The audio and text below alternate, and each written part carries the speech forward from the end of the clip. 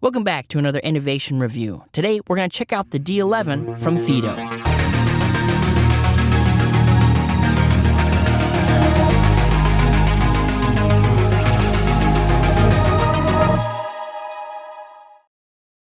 Let's talk about the looks. The D11 is one of those bikes that instantly stands out from the crowd. The geometry of this frame is something that is pretty unique, and we've got all of this internal cabling running through the frame. Now, with a lot of e-bikes that have this folding capabilities, we don't see that very much, and the way that they were able to integrate all these cables inside the frame and still give us those folding capabilities is pretty awesome. It comes in this one color, and this is sky blue. Now, when I first heard sky blue, I was like, that doesn't really look like sky blue, but if you look it up, it is one of the shades of sky blue. It's not false advertising. This is what it looks like. It's sky blue. It's a sky. It's blue from a sky. Everything else about this bike is very streamlined. We've got this integrated taillight in the back. We have got this headlight that's integrated into the battery. We've also got this small display here in the cockpit, and it just kind of lends itself to making this a very sleek, minimalist city bike.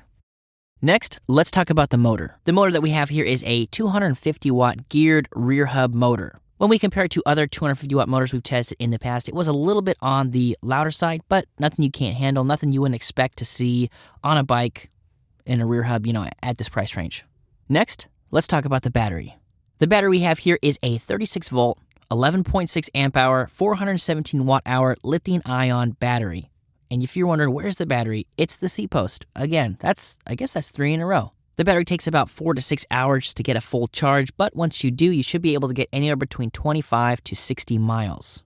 The max range of 60 miles here does seem to be a little bit of a stretch, but this is not something we have fully tested. Even with the riding that we did, we didn't put 60 miles on it. So it is something we will have to save for the long-term review, see if we can get that 60 miles. Like we mentioned, the battery does have this integrated rear light. We've also got the on-off button here in the back, and the port to plug the battery in is also right here on the back. All of this stuff is kind of in this nice little central location, and the port for inserting the charger is up here around in the front. The nice spot about this placement for the charging port here is that it's very convenient if you want to leave the battery in the bike. If you want to take it inside, it's still in a pretty good spot, but it is cool to have this very easy access right here if we wanted to leave it on the bike. The battery here is easily removable. All we're going to do is twist and pull here on the back connection. Once we've done that, we're going to lift it out. And there you go. I told you it was easy. One of the nice things of having the connection port where it is on the battery is the fact that most of these seat post batteries, the connection port is all the way down at the bottom. So you've got to get on your knees or bend over quite a ways, in order to get down there. But with this bike, it's very accessible to everybody. Next, let's talk about the brakes. We've got 160 millimeter discs both on the front and in the rear, and the calipers here, we've got these unbranded mechanical calipers. We did some brake tests during the ride test, and I was stopping 4 feet, 6 feet, going from the max speed of 25 kilometers per hour. Now, that's not very fast, and this bike is fairly light, but I was still very impressed with the stopping power I had just right out of the box with this brake setup. The brake levers we have up here also have motor inhibitors, so that's just nice if we are going to pull on the brakes. We're not fighting against the motor at all. It's going to cut power to the motor and just allow us to stop quickly and efficiently. The only complaint I have about the braking system at all are these grips. They were a little bit loose when they came out of the box, so even though we did have really good stopping power, it did feel a little bit rickety in the hand. So maybe upgrading to some levers that didn't have quite so much movement in there would be nice. However, like I said, I was very impressed with the stopping performance overall. Next, let's talk about the gears. The D11 is a 7-speed, and up here on the right-hand side, we have got this S-Ride DSL D200 shifter. This is my first time seeing this particular shifter on a bike. It's nothing too fancy. There's no kind of extra features built in here, but it does the job of shifting the bike up and down through the gears, and it does that really well. And then it's connected back here to this Shimano tourney derailleur.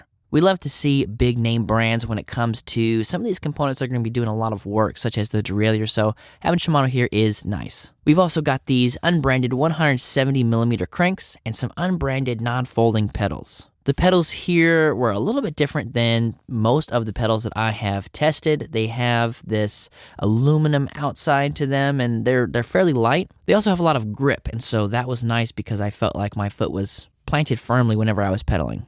Next, let's talk about the extras. The D11 does come with a few extras. We have got this front light located here in the front, where front lights go, and that integrated rear taillight in the back we've mentioned a few times. It also comes with fenders. Now, the caveat to that was the fenders are pretty difficult to install.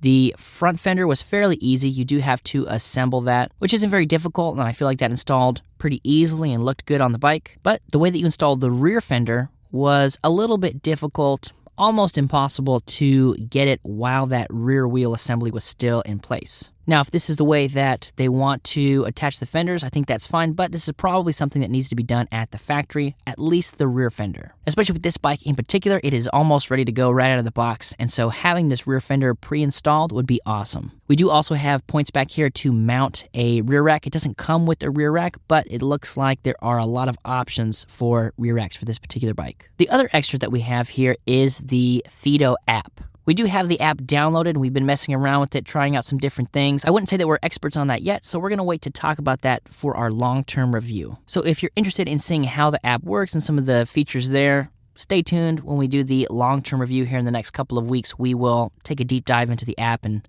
see what it's all about. Next, let's talk about the essentials. The D11 ships with everything you need to put it together. I didn't have to use any of my own tools in the assembly. There's really very little that you have to do. We have to install the pedals and install the seat post, but that's pretty much it. The bike also ships with a charger. Next, let's talk about the folding aspects of this bike. One of the coolest things about this bike, besides all of those wires being integrated into the frame, is the fact that it is also a folding bike. So when we fold this thing up, it is 33 inches by 19 inches by 29.5 inches. And once you have it folded up, it is in this nice little package. There are a couple good spots to grab it and carry it from. If we were looking at things to improve upon here, it would be nice to have some magnets down here so when you fold it up, it does kind of just catch itself and stay closed a little bit more than it does currently. But other than that idea, there really isn't that much to discuss. It folds up easily, and with that seat post battery, the way that they designed it, it sticks out plenty far, so pretty much any seating position you have here, it will be placed on the ground, protecting all the other parts of the bike you wouldn't want to rest on the ground. Next, let's talk about the suspension. So we don't have any formal suspension either in the front forks or in the rear. We also don't have the ability to add in a seat post suspension because our seat post is the battery. The things that we do have that add some cushion to the ride are going to be these 20 by 1.75 inch hang shin tires. As I mentioned in the motor section, these tires are extremely quiet on the pavement. There was zero road noise. They just seem to kind of glide across, the concrete. Now, because these are smaller tires, we don't really get a whole lot of suspension to the ride, and our PSIs here are between 40 to 65. So not something where we're going to be able to get a whole lot of cushion out of it, but what they lack in suspension quality, they make up for in not making a noise. We also don't have any puncture protection or sidewall reflective stripe, which would be nice with this bike. As I see it being ridden around in the city, probably near traffic, and adding some of those extra safety features, it's just a good way to go. The other part of suspension we like to talk about is the butt suspension, and that is going to be this seat on top of our seat post battery. Now, the saddle here is unbranded. It's kind of a medium cushion, sporty sort of vibe. For me, it was actually pretty comfortable. For me, it matched up with my sit bones pretty well, and when it comes to saddles, that's what it's all about, is matching the saddle to your sit bones. So for me, this one worked. It may not necessarily work for you. However, we have lots of options out there in order to upgrade the saddle, and that's a pretty easy upgrade that most people could do. Next, let's talk about the controls. The D11 has this digital LCD display over here on the left-hand side. There aren't a lot of things that this is going to tell us, and there doesn't seem to be too much flexibility in the screen, which really isn't a big deal based on how you're most likely going to be using this bike. Some of the readouts that it does tell us are going to be our speed, battery level of pedal assist, and our odometer. The pedal assist can be changed using the mode button down here on the bottom, and the top button here is for turning the bike on and off. Just to the left of that, we have got our button that works our light, and we also have an integrated horn. The horn here isn't too loud, but it is nice to have that extra safety feature there. Next, let's talk about who this bike might be for. This bike is for somebody that is looking for a small bike that can get around the city, get around that paved terrain, doesn't necessarily have too far to go, probably not going to be a daily commuter. Now, if you were going to your place of business and it was like 7-8 miles away and all you have to take is a laptop bag or something similar to that, then this might make sense. But if you're strapping 25-30 pounds worth of stuff onto your bag and you got to take it to the office across town, then this probably isn't exactly what you're looking for. You honestly should probably find a closer job. Okay, that's my first recommendation. Now, if this is that sort of bike you're looking for, you've got that portability, you want to fold it up, throw it in the back of a car, a camper, a boat, something like that. Then we would look at the geometry measurements. The geometry measurements we have here are a 16.5-inch seat tube, 13.5-inch reach, a 24-inch standover height, 25-inch minimum saddle height, 35-inch maximum saddle height. Now, with the saddle height, it technically could go higher, but I feel like at that point, it just sort of becomes unrideable. Like the seat post just goes way up in the air. But we don't have any telescoping capabilities for that front stem, and if we did, well, then this thing would just be wild. I mean, anybody could ride on it. We've also got 23-inch width over here at the handlebars, a 40-inch wheelbase, and a 58-inch length overall. And that's it for the nuts and bolts of the D11. I'm going to send it outside to myself for the ride test. All right, guys, we are out here for the ride test portion on the Fiido D11. Now, let's go ahead and turn it off real quick. And let's go ahead and pedal through this as if it were a regular bike. Go back down into first gear. All right, so now we're in first gear.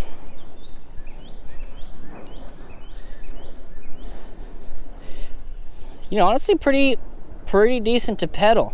I am scrunched up here a little bit. You know, this is a smaller bike, so we don't have a whole lot of options, but going from first to second is nice. Second to third was nice. Third to fourth was good. Fourth to fifth. Fifth to sixth. 6 to 7 was a little bit rough. But man, 1 through 6 were pretty much flawless.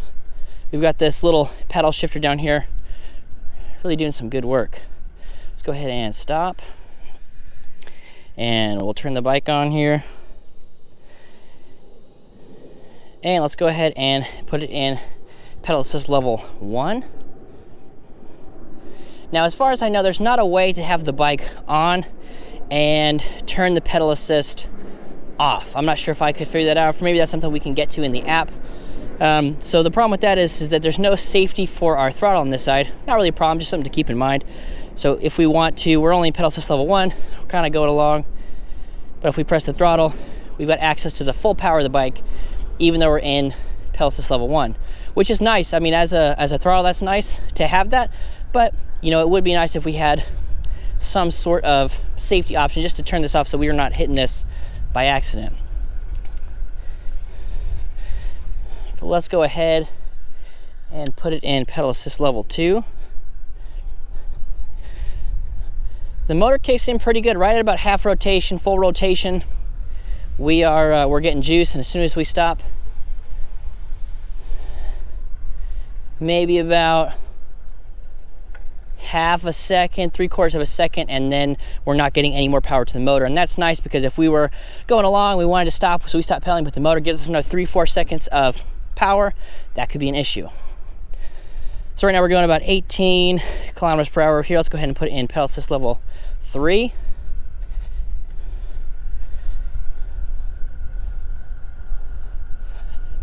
And that's going to give us that 21, 22 kilometers per hour.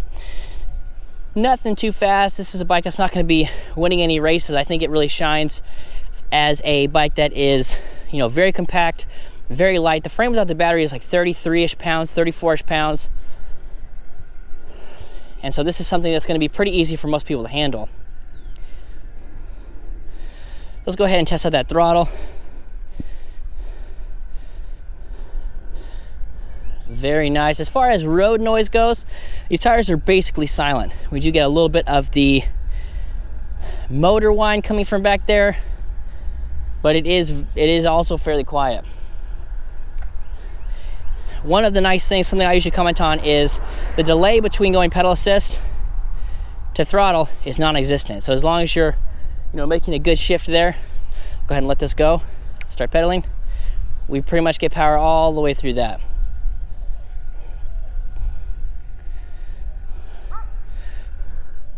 So not too shabby. Go ahead and turn it around. Get up to that top speed, see if we can do a little bit of a braking test here.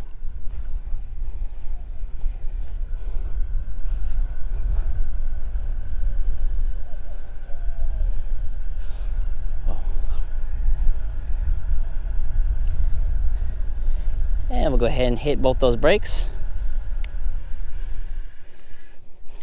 That was about 5, 6 feet.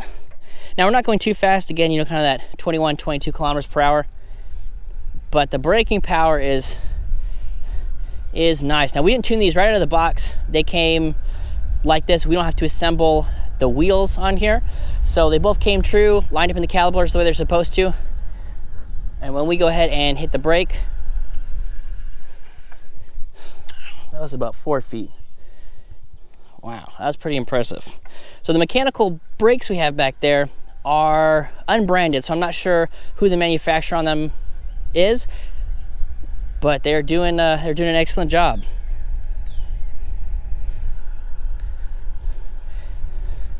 As far as handling goes, this does handle itself pretty nice. Doing a little bit of cutting here. Probably looks a little bit smoother on the GoPro footage.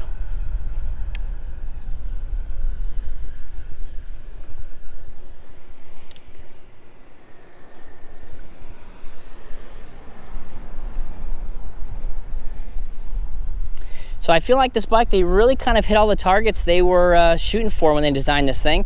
We've got this urban, city, foldable, not something I would say is like an everyday commuter, but this is something that would be super easy to fold up, throw in an RV, the back of a car, you know, if you want to store this on your boat, something like that. This is pretty much a good bike for all of those things.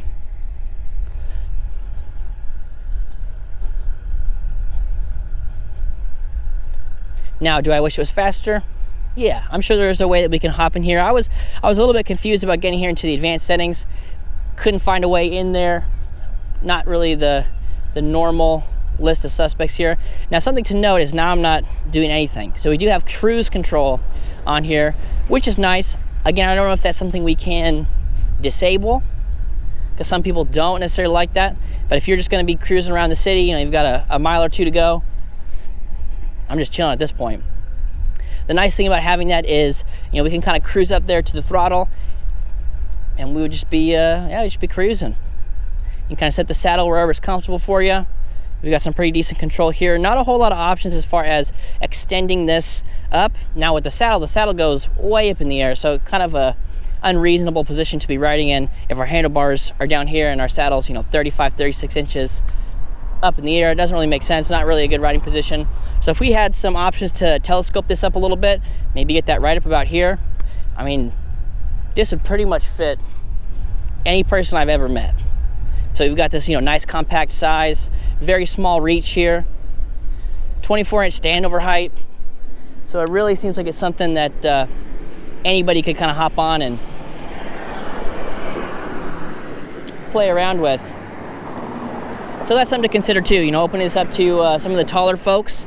We have plenty of room back here in the seat post. So if we wanted to add some sort of like telescoping option up here, that would be pretty awesome. We could kind of get that, you know, kind of up here.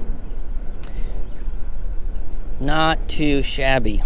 Another thing that's interesting about this bike is that the forks are spread apart pretty wide for using this small of a tire. And I almost feel like we could get away with putting in some beefier tires in here. Even if it's just maybe in the back, you know, a little 3-inch tire, something like that. That would be super interesting to see a mod for that. And because we don't have any suspension, you know, we don't have any suspension up here on the front forks or in the rear, that would just add, you know, some extra cushion there to the ride. Normally on these bikes, on these smaller bikes, we do have the option to maybe go in and add like a seat post suspension. Those are pretty nice, but because our battery is the seat post, we're not gonna have that option on this bike.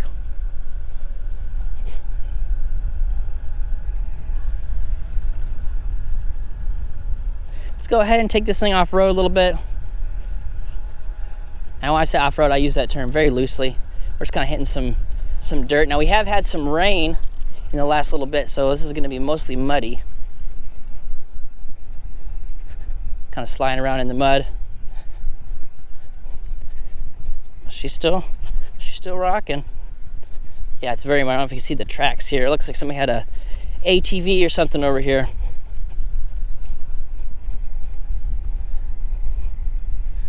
Yeah, we're just cruising along. Now, one of the nice things to mention about the brakes here is they do have motor inhibitors. So We've got our cruise control on here right now, and as soon as we tap those brakes, it's going to cut power to the motor. Even though we're not stopped, power to the motor's been cut, and so that's just an excellent safety feature to have on a bike like this. Well, to have on any bike really in general. So yeah, I mean, it's not designed for off-road. You know, we're just kind of going out here messing around in the mud. But if you were, you know, heading home and you had to cross a little bit of trail like this, I mean, it's handling itself just fine.